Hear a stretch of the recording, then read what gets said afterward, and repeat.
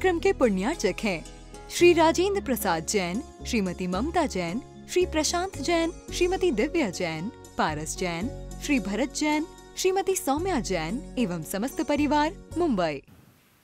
नमक कानून समझते हो? अरे किसी का नमक खा लो तो उसके प्रति वफादारी निभानी पड़ती है। ये भारतीयों की रग रग में भरा हुआ है।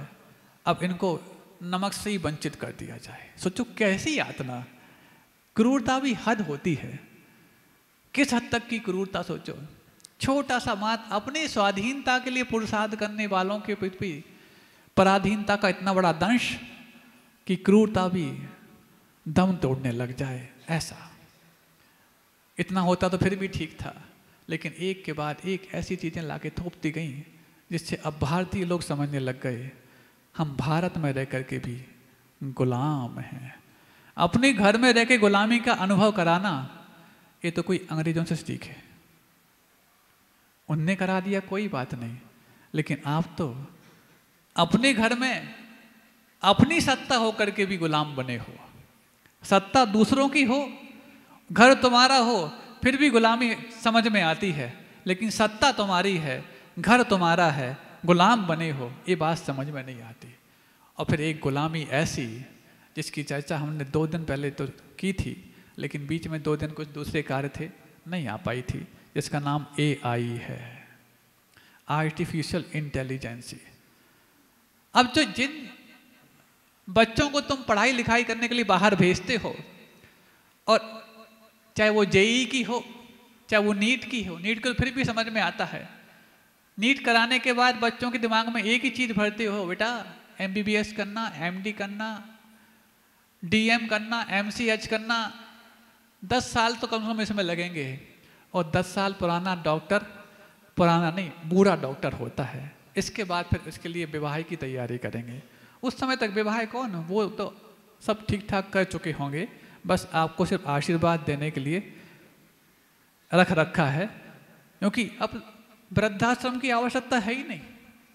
कई लोग मांग करते, बोले महाराज सब कुछ तो बनते हैं, जिनालय बनते, धर्मशाला बनती, यात्री निवास बनते, व्रती आश्रम भी बनते, अब महाराज वृद्धाश्रम की आवश्यकता है। हमने कहा बिल्कुल आवश्यकता नहीं है, सारे घर वृद्धाश्रम बच गए। युवा तो घर से पलायन कर गए, अब घर में वृद्ध हैं, जहाँ वृद्ध रहते वही वृद्धाश्रम। क्या आवश्यकता वृद्धाश्रम की, बताओ आवश्यकता है क्या? फिर भी तुम्हारा ये जो कस्बा है या शहर है छोटा सा, ये फिर भी पुण्यवान है कि यहाँ पर वृद्धों के साथ युवा और बच्चे भी रहते हैं। नहीं तो शहरों की हालत तो ऐसी है, कहीं भी चले जाए, हम कहाँ कहाँ महाराष्ट्र तक होकर के आ गए, काफ़ी अंदर तक, वहाँ पर छोटे छोटे गाँवों में भी क्योंकि जॉब करने की जो जिद सवार है, उससे छोटे छोटे गांव भी वृद्धाश्रम बन चुके हैं। शहरों को तो कहना ही क्या है। ऐसी जिस सवार कि नौकरी करने के लिए वो और नौकरी पाने के लिए अपने बिजनेस को ठुकराने के तैयार है। अब एक आपको नमूना बताते हैं। एक स्थान था मराठवाड़ा में, जो कि हम लोग कई स्थानों पर होकर आए, विदर्भ भी, मराठवाड़ा भी, और फिर पश्चिम महाराष्ट्र की ओर बढ़ रहे थे। इसी बीच में गुरुजी का स्वास्थ्य सुन करके फिर वापस आना पड़ा। महाराष्ट्र के 4 पार्ट हैं, खानदेश है, मराठवाड़ा है, विदर्भ है और पश्चिम महाराष्ट्र है। तो विदर्भ जो नागपुर और हिंगोली इस टाइप का जो एरिया है, वाशिम तक, वो विदर्भ माना जाता है। उसके बाद फिर मराठवाड़ा चालू हो जाता है। फिर थोड़ा सा पश्चिम की ओर बढ़ो तो पश्चिम महाराष्ट्र लग जाता है, जिसमें पूना, मुंबई शहर आते हैं और भी बड़े बड़े जिले आते हैं। सभी जगह जॉब है, इसका मतलब है आप पढ़े लिखे हैं। अब आप सुन करके एक उदाहरण हम आपको बताना चाह रहे हैं, आप हंसोगे। हल्दी नगर के नाम से जाना जाने वाला एक शहर है जिसका नाम बसमत नगर है, जहाँ पर हल्दी इतनी होती है कि पूरे देश और विदेश तक पहुँचाई जाती है। हल्दी की बहुत बड़ी मंडी है, सांगली भी है और बसमत, बल्कि सांगली से बड़ी बसमत नगर है। वहाँ एक ऐसा व्यापारी जिसके अंडर में लगभग 200-250 कर्मचारी काम करते होंगे, उस व्यापारी का इकलौता बेटा। अब 250 कर्मचारी उसके अंडर में काम कर रहे हैं तो दमखम कितनी होगी आप समझ सकते हैं ना। उसका इकलौता बेटा, और उसी के यहाँ एक मैनेजर है, उसका भी इकलौता बेटा। मैनेजर की पगार मुश्किल से 15-20 हज़ार रुपये होगी। उसका इकलौता बेटा अभी रोजगार ढूंढ रहा है। और ये जो 250 कर्मचारियों का मालिक है, एक बिजनेसमैन है, उसका इकलौता बेटा बिजनेस भी संभालता है और सब कुछ अभी व्यवस्थाएं भी संभालता है। उस बेटे की शादी होने में दिक्कत जा रही और मैनेजर की बेटी की शादी एक बार में हो गई, क्योंकि वो जॉब करने वाले का बेटा है। अब बताओ, जिसके यहाँ जॉब किया जा रहा है उसके बेटे, इकलौते बेटे की शादी में दिक्कत क्यों? बिजनेसमैन है। ऐसा वहाँ बुखार सवार है सबके ऊपर। तुम लोग फिर भी ठीक हो कि पढ़ लिखने के बावजूद भी थोड़ा बहुत घर के लिए लौट कर आने की संभावना बनी रहती है। अब सोचो, अब हम जिंतूर में, अब बात आ गई, अच्छा यहाँ तो कब बताई हैं, लेकिन चूंकि पूरे महाराष्ट्र के हालात ऐसे हैं। एक बच्चे से पूछा, क्यों, क्या करते हो? हमारा बैंक में मैनेजर हैं। अच्छा, बैंक मैनेजर हो, अच्छा कौन से बैंक में? कोई नाम बताया? प्राइवेट बैंक था। कितनी पगार मिलती है? 9,000 रुपये महीने। अब 9,000 रुपये महीने है, बैंक मैनेजर है। सोचो, वो बड़ा खुश है, व्यवस्थित सब अपना चल रहा है उसका। जब वो देखा वहीं पर चूंकि एक गौंडिया का कर्मचारी काम करता था, उसको 500 रुपये पर डे मिलते थे। 15,000 रुपये महीने झाड़ू पोंछा करने वाला कमा रहा है और 9,000 रुपये महीने एक बैंक मैनेजर कमा रहा है। सोचो कैसी हालत है। लेकिन मैनेजर है, इतने भी संतुष्ट हैं, वो जीवन जीते रहते हैं। ये दास्ता कहाँ से आई है? ये नौकरी करने की जिद हमारे अंदर कहाँ से पैदा हुई? क्योंकि उत्तम खेती, मध्यम व्यापार और जघन्य चाकरी, ये तो सूत्र हमारे आगम में भी थे और हमारी फितरत में भी थे। फिर जघन्यता को हमने क्यों चुना? क्योंकि जघन्यता को ही श्रेष्ठता का अमली दामा पहना दिया गया इन फिरंगियों के माध्यम से। तुम हमेशा हमारे जाने के बाद भी गुलाम बने रहो। अभी तुम ईस्ट इंडिया कंपनी के गुलाम बनते हो, फिर तुम मल्टीनेशनल कंपनी के गुलाम बने रहो। यही तो दास्ता आज तक हम भोगते चले जा रहे हैं। पहले गुलाम बनाने पर गुलाम बनने वाले को फक्र नहीं, फिक्र होती थी। आज गुलाम बनने वाले को फक्र होता है। मात्राएं बदल गई हैं, अक्षर वही हैं, क्योंकि अब तुम्हारी धारणाएं भी बदलती चली जा रही हैं। बेटे करते हो, अर्थोपार्जन के लिए जाते हो बाहर, फिर भी समझ में आता है बेटियों के तो सर पर और ये बुखार सवार है। और इस हद तक सवार है कि यदि जॉब नहीं लगी, भाई को नहीं लगी, कोई बात नहीं, बिजनेस करा लो, मेरी नहीं लगी, तो तुम भेदभाव करते हो, भाई और बहन में भेदभाव करते हो। तो बेटी की जॉब के लिए माता पिता ज़्यादा फिक्रमंद रहते हैं कि इसकी जॉब लग जाए, ताकि जॉब वाला इसको घर मिल जाए, जॉब वाला परिवार मिल जाए, जॉब वाला पति मिल जाए, और फिर ये भूल जाएं कि दुनिया में सबसे टफ जॉब होती है पेरेंटल जॉब। अब जब नाम आएगा पेरेंटल जॉब का, तो एक अच्छे अंबानी बता दे रहे हैं कैसे कैसे वो अंग्रेजियत हमारे खून में घुल मिल गई, हम आपको बताना चाहते हैं। एक आए, एक कपल थे, पति पत्नी, उनका एक बच्चा 3 साल का होगा, दूसरा नया बेबी उनके हाथ में था।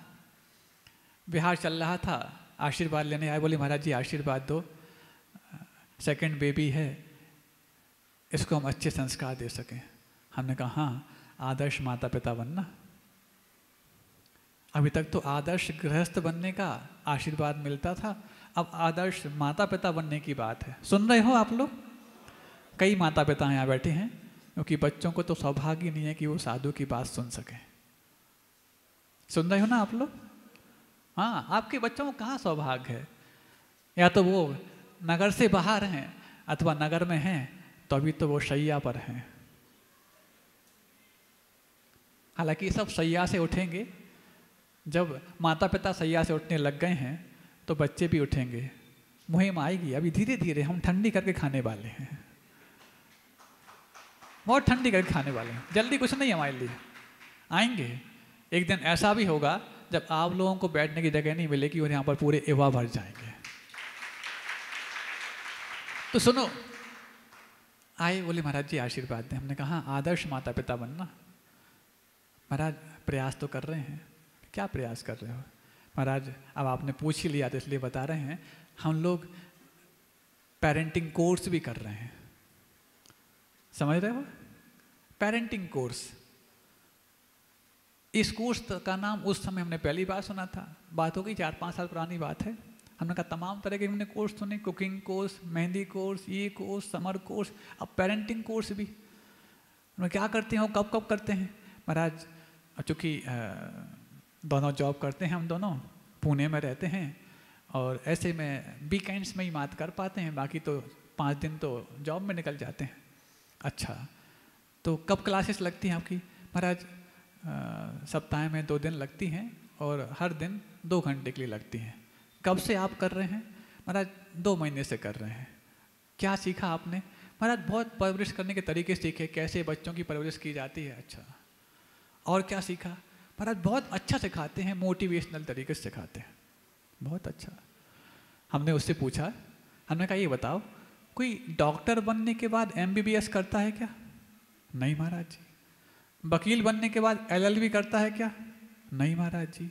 CA बनने के बाद CA का फाउंडेशन कोर्स करता है क्या? नहीं महाराज जी। तो फिर पेरेंट्स बनने के बाद पेरेंटिंग कोर्स कैसे कर सकता है? अरे तुम पेरेंट्स बनने के पहले पेरेंटिंग कोर्स करते, फिर पेरेंट्स बनते तो बात समझ में आती है। तुम 2 बच्चों के माता पिता बन गए हो, पेरेंटिंग कोर्स करने जा रहे हो, सप्ताह में 2 दिन खर्च करते हो, बच्चे को घर में छोड़ के जाते हो आया के पास। इसकी बजाय तुम 2 महीने की पेरेंटल लीव देके अपने घर जाते तो बच्चा जिस हाथ में जाता वो शिक्षक बन जाता और तुम्हारे पेरेंटिंग कोर्स के बगैर भी तुम्हारे बच्चे संस्कार पा जाते। अब सोचो ये सब गुलामी की दास्तां कैसे कैसे तुम्हारे अंदर भेजी जा रही है। कुछ भी एक मॉडर्न चीज आई, आप उसको हथियाने के लिए इतनी दिलचस्पी से पीछे पड़ जाते हो, कहीं ऐसा ना हो दकियानूसी बनने का कलंक मेरे स्वस्थ भाल पे ना लग जाए। सिर्फ हम ऑर्थोडॉक्स ना बन जाएं, हम पिछड़े ना माने जाएं, हम पीछे लगू ना बन जाएं, इसलिए हर उस नई चीज को बिना सोचे समझे हथियाने की कोशिश करते हैं। बस मार्केट में आने की देर है। होता कि नहीं होता बताओ? यही तो दास्ता है, यही तो अंग्रेजियत है। अरे हम जिन चीजों को छोड़ रहे हैं उन चीजों को पाने के लिए मचल रहे हैं, और जो उन्होंने जूठन छोड़ दी उसको खाने के लिए हम मचल रहे हैं। होता कि नहीं होता? अब जैसे जैसे ये सब तुम्हारे ऊपर अंदर भेजते चले गए, अब आप मान लिए यही जीवन शैली अपनानी हमारे लिए आवश्यक है। इससे हट के हमारी कुछ हुए तो लोग कहेंगे अरे दकियानूसी हो, तुम तो पिछड़े हो। ये कमेंट्स हम नहीं झेल पाते। अरे ये कमेंट्स नहीं, ये कॉम्प्लीमेंट है कि हम कुछ अच्छा कर रहे हैं। और जिस दिन तुम्हारे लिए कमेंट्स ना मिले, अपने आप को 10 बार परखने की कोशिश करना, कहीं मुझसे कोई गलती तो नहीं हो रही है। चाहे बच्चे हो, चाहे बच्चों के माता पिता हो। अब धीरे धीरे करके एक और दास्तां हमारे अंदर भेज दी गई, जिसका नाम किटी पार्टी है। सबके चेहरे पर बिना मुस्कुराओ के ही मुस्कान आ गई है कि नहीं? किटी पार्टी पता है? किटी पार्टी महाराज ये मॉडर्नाइज तरीके से गेट टुगेदर हो जाता है महाराज। इस बहाने कहाँ मिलने का मौका मिलता। इतनी आपाधापी वाली जिंदगी है, पहले शहरों में होती थी, वो फिर बढ़ते बढ़ते छोटे शहरों तक आई, कस्बों तक आई, अब तो घरों में भी, अब गांव गांव में है। पहले महिलाओं की किटी होती थी, अब तो कपल्स की किटी होती है। अब तो सासू माँ की किटी भी होती है, पता नहीं कितनी किटी होती है। क्या आपको पता है ये किटी पार्टी का नाम आया कैसे? किटी पार्टी कहते किसको हैं? कितने लोगों को पता है बताओ? किटी पार्टी कहते किसको हैं? और तुमने किस मनहूस चीज को अपने माथे लगा लिया है? सुनोगे तो बिना संकल्प के भी उसको छोड़ने के लिए तैयार हो जाओगे। सुना दें? सुन लो, कोई बात नहीं। तुम्हारे कान तो इतने मजबूत हो ही गए हैं अब 14 तारीख के बाद कि हर उस कड़वी चीज को तुम समझने लग गए हो। कुछ लोग समझने के बाद छोड़ने भी लग गए हैं, कुछ लोग तैयारी में हैं कि हम छोड़ेंगे। किटी पार्टी आई कैसे? आपने एक और प्रथा सुनी होगी, उस वक्त जब बेटे की बारात बहू को लेकर के वापस आती थी अपने घर में, तो एकदम अपने घर में प्रवेश नहीं करते थे, पहले किसी मित्र के यहाँ, पड़ोसी के यहाँ रुकवाते थे, उसके बाद घर में लाते थे। क्यों? नहीं, सीधे घर में आएंगे तो अनर्थ हो जाएगा। अब क्या अनर्थ हो जाएगा पता नहीं, लेकिन ये परंपरा चली आ रही थी। ये परंपरा भी किस मकसद से आई आपको पहले मैं बता दूं, फिर बताऊंगा किटी पार्टी कैसे आई। ये परंपरा आई मुगल काल से, जैसे ही कोई नव दंपति विवाह होने के बाद अपने नगर में प्रवेश करता था, उसके पहले मुगल सम्राट के यहाँ एक दिन के लिए रुकना पड़ता था। क्यों? बताने की आवश्यकता नहीं, आप सब समझदार हैं। नहीं तो फिर विप्लव आ जाएगा। समझ रहे हो?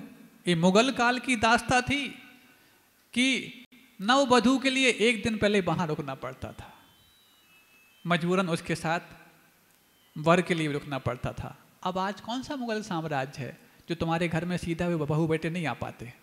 कौन सा विप्लव आ जाएगा? अनावश्यक उस प्रथा को तुम ढो रहे हो। होते कि नहीं होते बताओ? आज भी प्रथा चल रही होगी आपके यहाँ गांव में, आपके नगर में। इसको तत्काल प्रभाव से बंद करना है, क्योंकि ये व्यभिचार की प्रथा है। दूसरी, किटी पार्टी सुन लो। अब ऐसी महिलाएं जो जाति का शिकार होती थीं और बेवा हो जाती थीं, समझ रहे ना? जाति का शिकार आप समझते हैं? ऐसी महिलाएं जो जाति का शिकार होती थी अथवा बेवा हो जाती थीं, वो अपना दुखड़ा रोने के लिए जहां इकट्ठा होती थीं, उसका नाम किटी पार्टी थी। अब किटी पार्टी में जाने वाली महिलाएं इन दो में से किस सांचे में आती हैं आप समझ लें, और नहीं आती हैं तो फिर किटी पार्टी में क्यों जाती हैं? किस चीज का शिकार हो तुम? शर्म आ रही है ना? ऐसी लज्जाजनक प्रथाओं को तुम अपने सर माथे उठा के घूम रहे हो। और पहले तो सिर्फ मात्र महिलाओं की किटी होती थी, अब कपल्स किटी होने लग गई। यहां चलती हो नहीं तो गांव के बाहर जाकर के तुम किटी पार्टी करते हो। कपल्स किटी आज इस हद तक पहुंच चुकी है कि पहले मात्र वहां पहुंचने के बाद ड्रेस चेंज होती थी, अब लाइफ पार्टनर चेंज होने लग गए।